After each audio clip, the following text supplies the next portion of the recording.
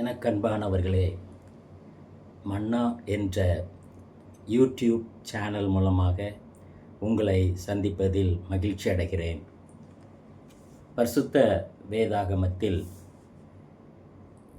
லூக்கா எழுதின நற்செய்தி நூல் 2ஆம் அதிகாரம் 52ஆம் வசனம் இவ்விதமாக சொல்கிறது: இயேசுவானவர் ஞானத்திலும் வளர்த்தியிலும் தேவ கிருபையிலும் மனுஷர் தயவிலும் அதிகமாய் விருத்தியடைந்தார் என்று வாசிக்கின்றோம். அன்பானவர்களே,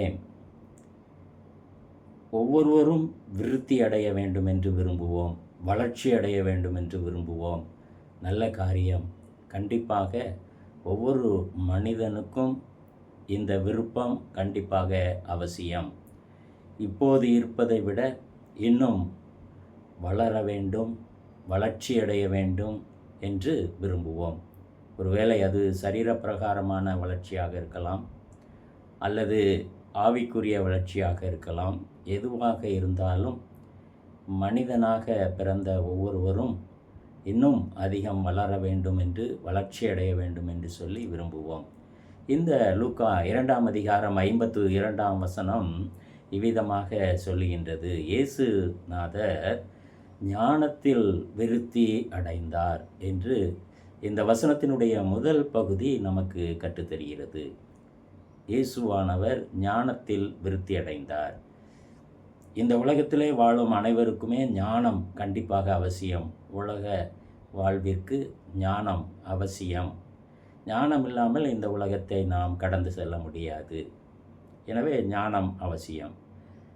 இயேசு கிறிஸ்து மனிதனாக பிறந்து இந்த உலகத்திலே வாழ்ந்தபோது ஞானத்திலே வளர்ச்சி அடைந்தார், விருத்தி அடைந்தார் என்று வேத பகுதியை நாம் வாசிக்கின்ற பொழுது தெளிவாக அறிந்து கொள்கிறோம். லூக்கா எழுதின நற்செய்தி நூல் 2ஆம் அதிகாரம் 46-47ஆம் வசனத்தை நாம் வாசிக்கின்ற பொழுது ஒரு சத்தியத்தை நாம் தெளிவாக அறிந்து கொள்ள முடிகிறது. இயேசுவானவர் எப்படி ஞானத்தில் சிறந்திருந்தார், வளர்ச்சி அடைந்திருந்தார் என்பது தெளிவாக நமக்கு சுட்டி காண்பிக்கப்படுகிறது. இயேசுவானவர் போதகர் நடுவில் உட்கார்ந்திருந்தார் என்று அந்த பகுதி சொல்லுகின்றது. ஒருவேளை அவர் சிறுவராக இருந்தாலும் போதகர் நடுவிலே அவர் உட்கார்ந்திருந்தார். அது நாம் கவனிக்க வேண்டிய ஒரு பெரிய விஷயம். தொடர்ந்து அந்த பகுதியை வாசிக்கின்ற பொழுது போதகர் பேசுகிறதை உன்னிப்பாக கேட்டுக்கொண்டிருந்தார் என்று அந்த பகுதி நமக்கு கற்றுத்தருகிறது. தொடர்ந்து போதகர்களை கேள்வி கேட்க அவர் விரும்பினார், கேள்வி கேட்டுக்கொண்டிருந்தார் என்பதாகவும் அந்த பகுதியிலே அறிந்து கொள்கிறோம். பிரியமானவர்களே, கேள்வி கேட்க வேண்டும் என்ற நிலை யாருக்கு வருகின்றதோ அவர்கள் வளர்ச்சி அடைந்து விட்டார்கள் என்று நாம் எடுத்துக்கொள்ளலாம். வளர்ச்சியினுடைய முதல் படியே கேள்வி. கேள்வி கேட்டு அதிலிருந்து கிடைக்கிற விடை வளர்ச்சியை அடைய முடியும். தெரியாததை தெரிந்து கொள்வதற்கு நாம் கேள்வி கேட்கலாம், அல்லது புரியாததை புரிந்து கொள்வதற்கும் நாம் கேள்விகளை கேட்கலாம். பிரியமானவர்களை, போதகர் நடுவில் உட்கார்ந்திருந்தார் இயேசுநாதர். போதகர் பேசுகிறதை கவனித்து கொண்டிருந்தார். போதகர்களை கேள்வி கேட்டுக்கொண்டிருந்தார் என்று அந்த பகுதி கற்றுத்தருகிறது. சங்கீதம் 1:1ஆம் வசனத்திலிருந்து அந்த சங்கீதம் முழுவதையும் வாசிக்கின்ற பொழுது நாம் அறிந்து கொள்கிற சத்தியம் என்னவென்றால், துன்மார்க்கருடைய ஆலோசனையில் நடவாமல், பாவிகளுடைய வழியில் நில்லாமற், பரியாசக்காரர் உட்காரும் இடத்தில் உட்காராமல், கர்த்தருடைய வேதத்தில் இரவும் பகலும் பிரியமாய் இருக்கிறவன் பாய்க்கவான் என்று போடப்பட்டிருக்கிறது. அதில் அழகாக சொல்லப்பட்டிருக்கிறது, ஆண்டவருடைய பாதத்திலே உட்கார்ந்திருக்க வேண்டும். இயேசுநாதர் போதகர் நடுவிலே உட்கார்ந்திருந்தார். பிரியமானவர்களே, நம்முடைய கூடுகை எங்கே இருக்கின்றது? நம்முடைய ஆவிக்குரிய வளர்ச்சிக்கேற்ற கூடுகையாக இருக்கின்றதா, அல்லது சரீரப்பிரகாரமான வளர்ச்சியை பெற்றுக்கொள்வதற்கான ஒரு கூடுகையாக இருக்கின்றதா? இல்லை என்றால் ஒரு நேரம் போவதற்கென்று ஒரு கூடுகை அதுவாக இருக்கின்றதா? அன்பானவர்களே, எதுவாக இருந்தாலும் ஆவிக்குரிய வளர்ச்சி சரீர வளர்ச்சிக்கு ஏற்ற ஒரு கூடுகையாக இருக்க வேண்டும். நம்மை ஒரு அழிவுக்கு நேராக கொண்டு போகக்கூடிய ஒரு கூடுகையாக, அல்லது நம்ம உட்கார்ந்திருக்கிற இடம் அல்லது பேசுகிறதை கேட்கின்ற இடம் ஒரு நல்ல இடமாக, வளர்ச்சியை கொடுக்கக்கூடிய இடமாக இருக்க வேண்டும். உலக ஞானம் விருத்தியடைய வேண்டும், ஆவிக்குரிய ஞானமும் விருத்தியடைய வேண்டும் என்பதாக நாம் வேத பகுதியிலே அழகாக அறிந்து கொள்கிறோம். மார்க்கு 6ஆம் அதிகாரம் 2ஆம் வசனத்தை நாம் தொடர்ந்து வாசிக்கின்ற பொழுது, ஓய்வு நாள் இயேசு கிறிஸ்து ஜெப ஆலயத்திலே உபதேசம் பண்ணி கொண்டிருந்தார். அதை கேட்டவர்கள் ஆச்சரியப்பட்டார்கள் என்று மார்க்கு 6:2 நாம் அறிந்து கொள்கிறோம். இப்படிப்பட்ட பலத்த செய்கைகள் நடக்கும்படி இவனுக்கு கொடுக்கப்பட்ட ஞானம் எப்படிப்பட்டது என்று வேதாகமத்திலே நாம் வாசிக்கின்றோம். ஆண்டவருடைய ஞானத்தை வியக்கும் அளவிலே காணப்பட்டது. இப்படிப்பட்ட பலத்த செய்கைகள் நடக்கும்படி இவனுக்கு கொடுக்கப்பட்ட ஞானம் எப்படிப்பட்டது என்ற கேள்வி எழுப்பப்படுகிறது. இவன் சாதாரண ஒரு தச்சன் அல்லவா? ஒரு வேலை செய்கின்ற அந்த தொழிலை பரம்பரையாக செய்யும் தொழிலின் அடிப்படையிலே ஞானம் பெற்றுக்கொள்வதை யாரும் தடுக்க முடியாது. இந்த தொழில் செய்கின்றவர்கள் இவர்களுக்கு இவ்வளவுதான் ஞானம் உண்டு, இந்த தொழில் செய்கின்றவர்கள் இவர்களுக்கு இவ்வளவு ஞானம் உண்டு என்று சொல்லி பிரித்து பார்க்க முடியாது. எல்லாருக்கும் தேவனுடைய படைப்பிலே படைக்கப்பட்ட ஒவ்வொரு மனிதனுக்கும் ஞானம் ஒரே அளவு இருக்கின்றது. அதை வளர செய்வது, விருத்தியடை செய்வது அந்தந்த மனிதனுடைய கையிலே உள்ளது. இயேசு கிறிஸ்து ஞானத்திலே விருத்தியடைந்தார். பிரியமானவர்களே, நாமும் ஆவிக்குரிய சரீர பிரகாரமான வளர்ச்சியை, விருத்தியை பெற்றுக்கொள்ள நாம் முயற்சி எடுக்க வேண்டும். அடுத்தபடியாக நாம் பார்க்கின்ற பொழுது அந்த வசனத்திலே லூக்கா 2ஆம் அதிகாரம் 52ஆம் வசனத்திலே சொல்லப்பட்டிருக்கிறது, உடல் வளர்ச்சியில் விருத்தி என்று நாம் பார்க்கின்றோம். இயேசுவானவர் ஞானத்திலும் வளர்த்தியிலும் விருத்தியடைந்தார். உடல் வளர்ச்சியில் விருத்தி. சுவர் இல்லாமல் சித்திரம் வரைய முடியாது என்று சொல்ல கேட்டிருக்கிறோம். அருமையானவர்களே, உடல் மிக அவசியம். அந்த உடலை நாம் சரியாக பேணி காப்பாற்ற வேண்டும். உடல் நலத்திற்குரிய காரியங்களை சரியாக பின்பற்ற வேண்டும். எந்தெந்த உணவு நமக்கு தேவையோ அந்த உணவை சரியாக எடுத்துக்கொள்ள வேண்டும். எந்த உணவு நமக்கு தேவையற்ற உணவோ அதை நாம் விட்டுவிட வேண்டும். அருமையானவர்களே, உடல் வளர்ச்சியில் விருத்தி அடைந்தார் இயேசுநாதர். உடல் ஆரோக்கியம் அவசியம். இயேசு கிறிஸ்து இந்த அவருடைய தகப்பனார் செய்து வந்த அந்த தச்சு தொழிலிலே இயேசுவானவரும் அவர் உதவியாக இருந்தார். தச்சு தொழிலிலே இயேசு கிறிஸ்து உதவியாக இருந்தார்.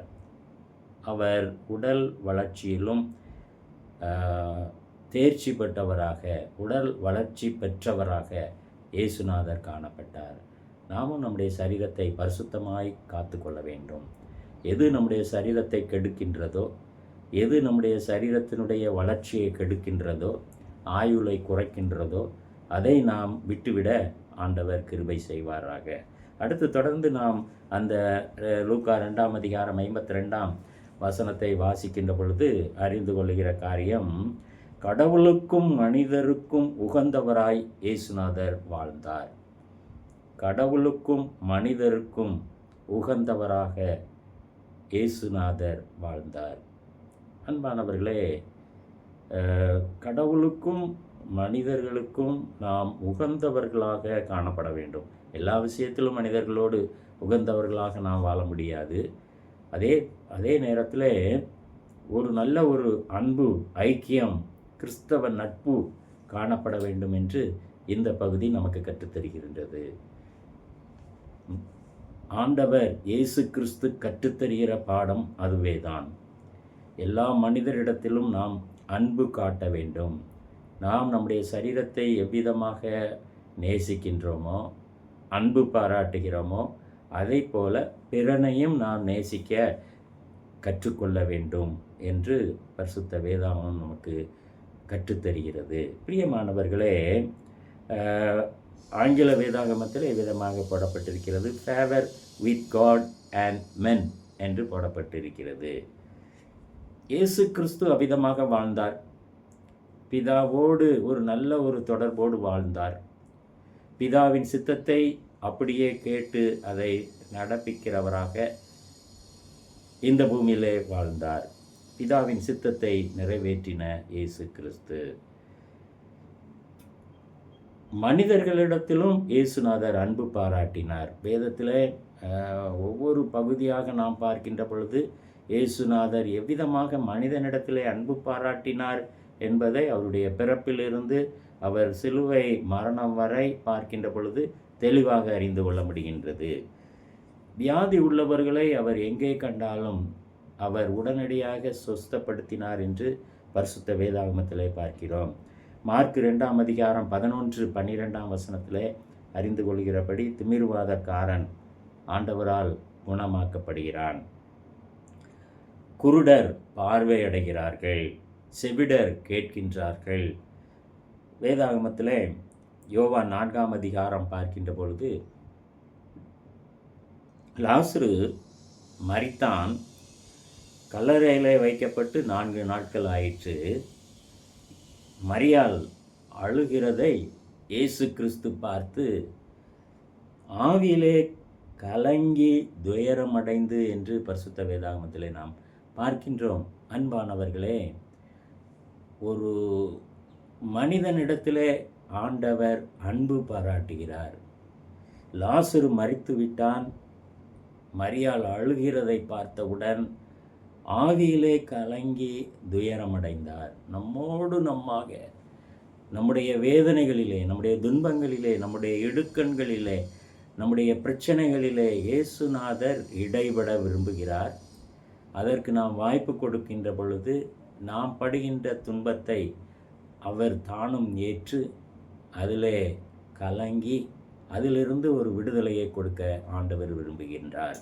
ஒருவேளை 4 நாள் ஆனாலும் ஆண்டவர் லாசருவை உயிரோடு எழுப்பினார். தேவனால் கூடாத காரியம் ஒன்றுமே இல்லை என்று வேதத்திலே பார்க்கிறோம். அன்பானவர்களே, இவ்விதமாக இயேசு கிறிஸ்து சிறு வயதிலிருந்து ஞானத்திலும் வளர்த்தியிலும் தேவ கிருபையிலும் மனுஷ தயவிலும் அதிகமாய் விருத்தியடைந்தார். தலை தாழ்த்தி ஜெபிப்போம். எங்களை நேசிக்கிற நல்ல ஆண்டவரே, இந்த அருமையான தியான பகுதிக்காக நமக்கு நன்றி செலுத்துகிறோம். ஆண்டவரே, நாங்கள் இந்த உலகத்திலே எப்படி வாழ வேண்டும்? ஞானத்தோடு வாழ வேண்டும். ஆண்டவரே, ஆவிக்குரிய வளர்ச்சி, சரீர வளர்ச்சி எங்களிடத்திலே காணப்பட வேண்டும் என்று நீர் எங்களுக்கு கற்றுக் கொடுத்திருக்கிறீரப்பா, நன்றி செலுத்துகிறோம். தொடர்ந்து ஆண்டவரே, நீர் எங்களோடு பேசும். ஆண்டவரே, நீர் எங்களுடைய இன்ப துன்ப காரியங்களிலே கலந்து கொள்கிறீர், அறிந்திருக்கின்றீர். ஆண்டவரே, ஒருவேளை நாங்கள் வியாதியிலே கஷ்டப்பட்டு கொண்டிருக்கலாம், பலவீனத்திலே நாங்கள் கஷ்டப்பட்டு கொண்டிருக்கலாம். ஆண்டவரே, நீர் நாங்கள் இவ்விதமாக காணப்பட வேண்டும், பலவீனத்தோடு வியாதியோடு இருக்க வேண்டும் என்று விரும்புகிறவர் அல்ல. ஆண்டவரே, நீர் எங்களுக்காக பரிதபிக்கிறவர், எங்களுக்காக கலங்குகிறவர். ஆண்டவரே, எங்களுடைய வேதனைகளை நீக்குகிறவர். வல்லமை உண்டு சுவாமி. ஆண்டவரே, யாரெல்லாம் வியாதியோடு பலவீனத்தோடு காணப்படுகிறார்களோ அத்தனை பேருக்கும் நல்ல சுகத்தை பலனை தந்து ஆசீர்வதிக்க வேண்டும் என்று ஜெபிக்கிறோம். நாங்களும் எங்களுடைய பிள்ளைகளும் சிறுவர்களும் ஆண்டவரே ஞானத்திலும், ஆண்டவரே தேவ தயவிலும் கிருபையிலும், ஆண்டவரே உடல் வளர்ச்சியிலும் ஆவிக்குரிய வளர்ச்சியிலும் வளர்ந்து பெருக தேவரீர் கிருபை தாரும். இயேசு கிறிஸ்துவின் மூலம் வேண்டிக் கொள்கிறோம் எங்கள் நல்ல பிதாவே, ஆமேன். தேங்க்யூ. இந்த வீடியோவை நீங்கள் பார்த்ததற்காக நன்றி செலுத்துகிறேன். தொடர்ந்து நீங்கள் இந்த மன்னா என்ற வீடியோ சேனலை பாருங்கள். ஆண்டவர் நம்மை அதிகமாய் ஆசீர்வதிப்பாராக. ஆமேன்.